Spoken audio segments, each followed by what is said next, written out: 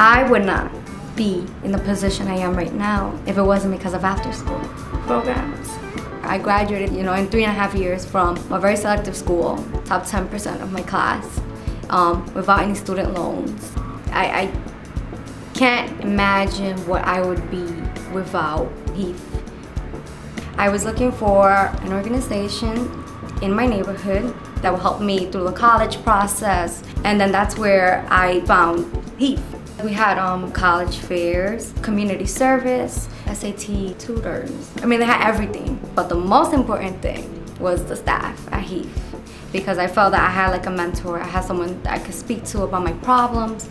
After schools, right, the curriculum, what you learn, the growth helps those students, those participants become leaders. And then because they become leaders in their communities, other people start seeing their success and start replicating the same thing.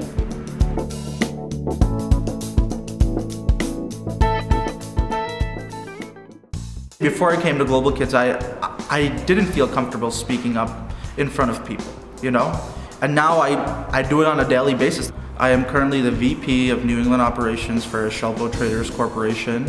I started at Global Kids my freshman year of high school.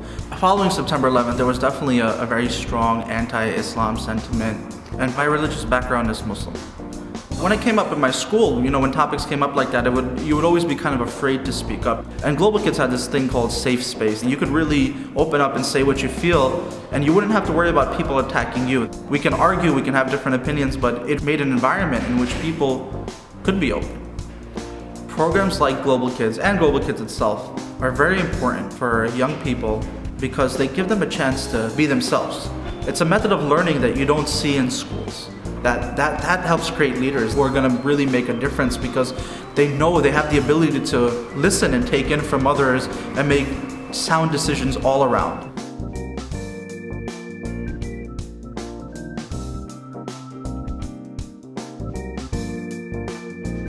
My name is Judith Rosina. I'm currently a senior at Hunter College, and I work in a biological immunology laboratory.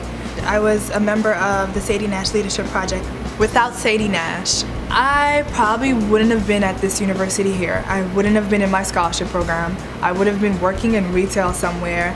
I probably would have had a really bad self-esteem. I would have been shy, afraid to speak up, afraid to ask questions, which would have been a hindrance for me to move up anywhere in the world.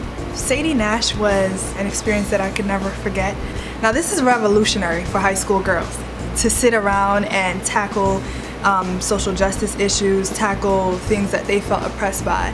I got to know people that I otherwise would not feel comfortable interacting with, but it was safe, it felt comfortable. After Sadie Nash, I did the Community Action Project where they placed me with Droit Femme, which is a nonprofit organization that works with Haitian women who were victims of abuse in their homes. And I worked in developing a support group in my own home. I'm Haitian, and I had also endured domestic abuse in my home. And so that kind of was a mental cycle for me, not being so much a victim of my situation, but using it to be an advocate for other people who might have been going through it. I think that's an education that you can't learn just anywhere.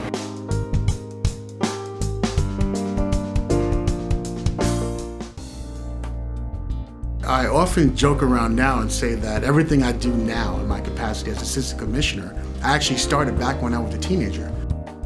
A friend of mine was actually murdered. We didn't know how to react. We sat with a couple of adults from the Phipps Community Development Corporation, and they helped us formulate a youth group named Young Hope.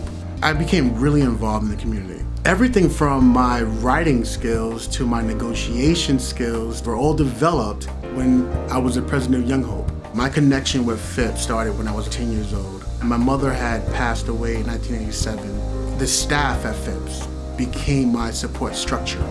There was no coincidence that that connection in my life was made through the after-school program. The after-school program really made the connection to who I was, some of the obstacles that I'm faced with every day, and it put into my life caring adults, and that made a difference.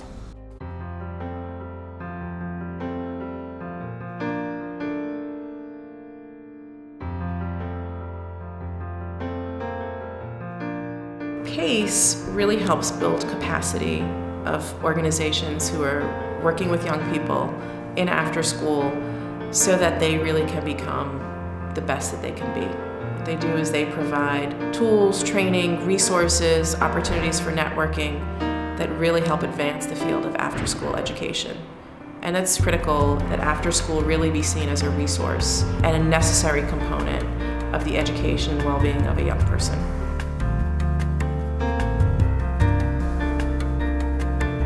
I think because so many youth workplaces are so small, I feel like very few of us can invest time and energy and resources into training staff.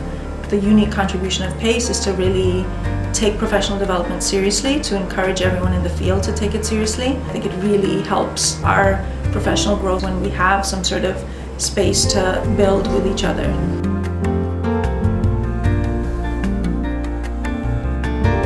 I like that it's an organization made up of the people who actually do the work on a daily basis, and that our voices are respected and heard, and also that our years of experience, I think, are really being leveraged to not only benefit the kids that we serve individually, but to really transform what this field can mean for everybody, not only in New York City, but I think what PACE is doing absolutely has had a national impact.